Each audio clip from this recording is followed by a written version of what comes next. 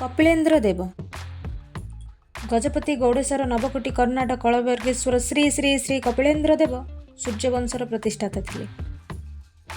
ସେ ଗଙ୍ଗବଂଶର ଶେଷ ରାଜା ଚତୁର୍ଥ ଭାନୁଦେବଙ୍କ ସେନାପତି ଥିଲେ। ସେ ଅପୁତ୍ରିକ ଥିବା ହେତୁ ତାଙ୍କର ମୃତ୍ୟୁ ପରେ ନିଜର ଶକ୍ତି ବଳରେ ସେ ପାତ୍ରମନ୍ତ୍ରୀଙ୍କ ସମର୍ଥନ ଲାଭ କରି 1435 ଖ୍ରୀଷ୍ଟାବ୍ଦରେ ସିଂହାସନ ଆରୋହଣ କରିଥିଲେ। ସେହି ବର୍ଷ ସେ କପିଳାବ୍ଦ ପ୍ରଚଳନ କରିଥିଲେ।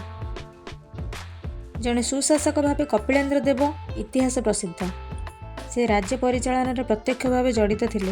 ସେ ପ୍ରଜାମାନଙ୍କ ଉପରୁ ଲବଣୀ ଓ କଉଡ଼ି କର ଉଠାଇ ଦେଇଥିଲେ। ତାଙ୍କ ରାଜତ୍ୱ କାଳରେ ସର୍ବସାଧାରଣଙ୍କ ଧନଜୀବନ ନିରାପଦ ଥିଲା। ପ୍ରଜାମାନେ ସୁଖ ଶାନ୍ତିରେ ବାସ କରୁଥିଲେ। ସେ ସମୟରେ ରାଜ୍ୟର ଆର୍ଥିକ ଅବସ୍ଥା ସ୍ୱଚ୍ଛଳ ଥିଲା, ଯାହା କୃଷି ଓ ବାଣିଜ୍ୟର ଉନ୍ନତି ଦ୍ୱାରା ସମ୍ଭବପର ହୋଇଥିଲା। କପିଳେନ୍ଦ୍ର ଦେବ କଳା ସାହିତ୍ୟର ପୃଷ୍ଠପୋଷକ ଥିଲେ।